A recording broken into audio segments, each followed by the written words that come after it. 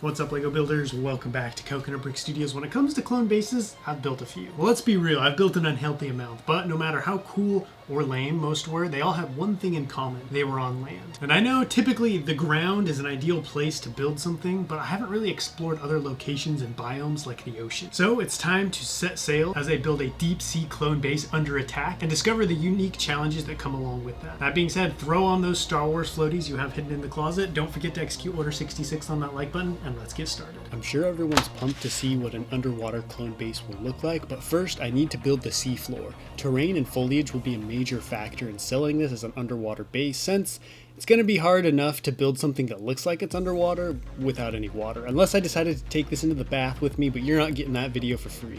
I went with dark tan for the terrain because, well, it's Coconut Brick Studios. I can't go more than a week without digging into my supply. I covered 4 base plates with plate and tile and then laid them out, which gives me a pretty solid space to work with, but I don't want this to be a flat, barren seabed, since where's the fun in that? So on one side I'm building a large cliff wall. This is basically Coconut Mock 101 at this point. Dark tan rock wall at one end of a dark tan plane. I feel like the next building challenge should just be me trying to build mocks without using dark tan as you watch my slow descent into madness. But this rock wall is going to have some useful Republic defenses built in, like some spotlights, so at least you can see the giant creatures coming in to take a bite of your base. And next to those, I'm going to have some very classy torpedo launchers, because nothing says get off my seabed like 9 self-guided heat-seeking tubes of democracy. I want to build weaponry that matches the base it's defending, so that's why I went with aquatic torpedoes instead of the more traditional laser cannons, which would probably be about as effective in combat as these guys were.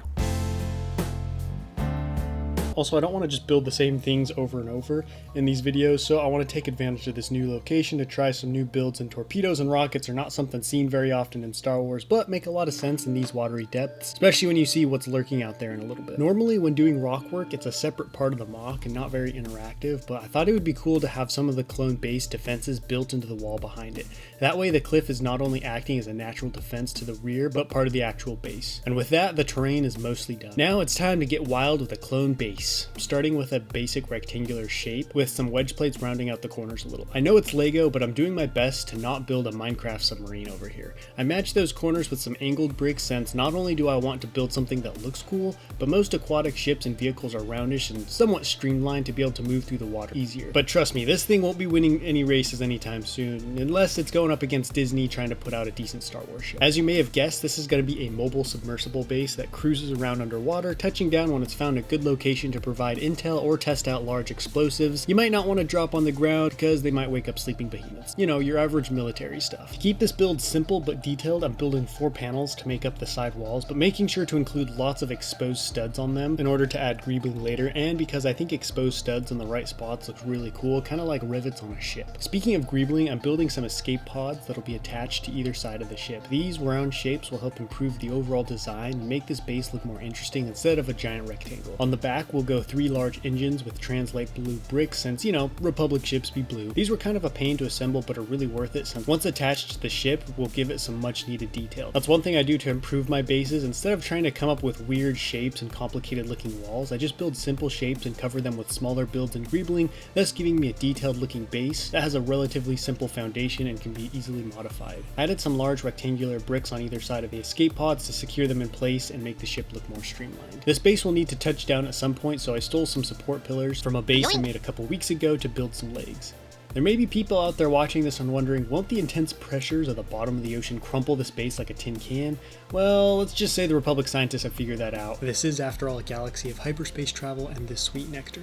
I'm keeping the roof as simple as possible, but did build a basic pattern of tile into it to make the whole thing less bumpy and a little bit more aesthetic. Perched atop this sub of a base is something necessary to every good Republic base, a command center with lots of windows and computers. Although at these depths, the windows won't be super helpful and probably just remind the clones how alone and unprotected they really are. On either side of that, I installed a couple of towers for comms and other technical stuff, which I swiped off my core ship mock. But at long last, the base is done and ready to establish a foothold on this seafloor. But before we see what I scraped together, there are two very important things I need to build. Now you all know I can't just have a clone base peacefully existing, so it's time to build the attackers. Using this sad remnant of my painting on Lego days, I'm building a sea monster. This being an underwater mock, I couldn't pass up the opportunity to build some kind of sea creature. Between my severely lacking creature building skills and very small collection of dark red, I wasn't very optimistic with how this was going to turn out, but I managed to throw together a somewhat ovalish body. But as any creature builder knows, the body's the easy part. The challenge is the head. There's so many things to mess up, like the proportions, eyes, and mouth, but I tried to keep it simple and make the mouth full of wicked sharp teeth and be as big as possible, so you're focused on that and not the fact that there isn't really much else there.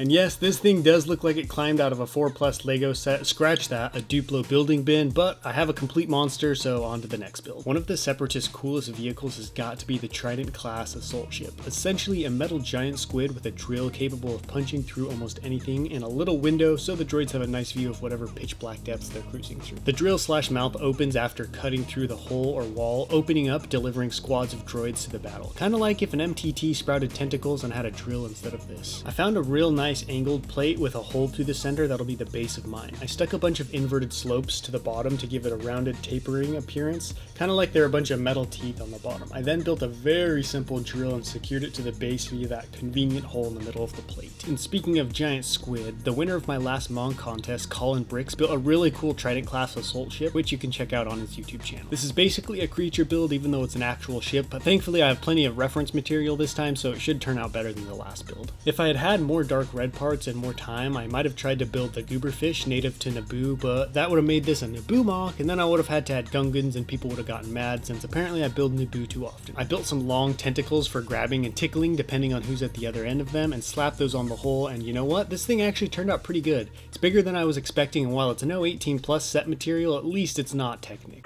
Now the Separatists are ready to glide silently through the deep to attack an unsuspecting Republic base or go on an impromptu, very fresh sushi run.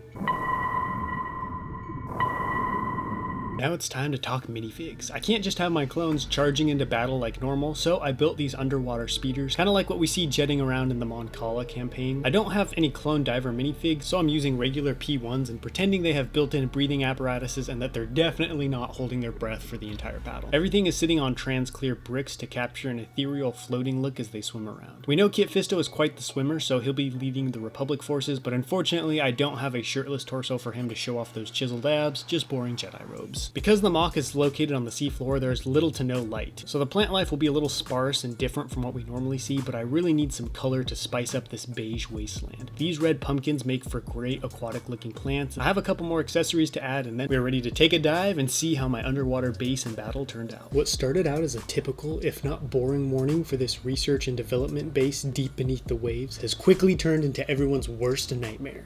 An underwater attack. Multiple objects have suddenly popped up on the Republic sonar. Rushing out of the black water comes a terrifying creature biting into the front of the base and ripping off important pieces with its fearsome jaws. Most animals steer clear of this area due to the bright lights and defenses, but the incoming Trident assault ship has the clones guessing that this beast is under their Separatists' control. While the base defenses deal with that, clone troopers jet out from underneath, grouped up on speeders to meet the oncoming submersible and hopefully turn it away before it can latch on and drill into the base, thus flooding it and the clones inside. Leading the attack is the terrifying General Riff Tamsin, known for tearing his enemies to pieces with those pearly whites. Going up against him and leading the clones is Jedi Master Kit Fisto, who is just as comfortable underwater and wields his trusty light sword. Bright lights on the base have turned on to illuminate the strange battlefield as both forces desperately try to end the conflict and achieve their separate missions and get to safety before much bigger and more dangerous things are drawn towards the commotion. Duplodocus Dino aside, this mock turned out pretty good. Building underwater added some nice variation and made me put more thought into the mock. From the defenses to the structure of the base, even the minifigs and poses were unique, and I'd love to revisit this idea in the future, maybe even on a much larger, rounder scale. This was a fun challenge, but get your tissue boxes ready for next week because we are about to shed some hot, grief-laden tears. That wraps up this video. Don't forget to let me know what you thought of the mock and story down below in the comments, and I'll catch you next time, but until then, happy building.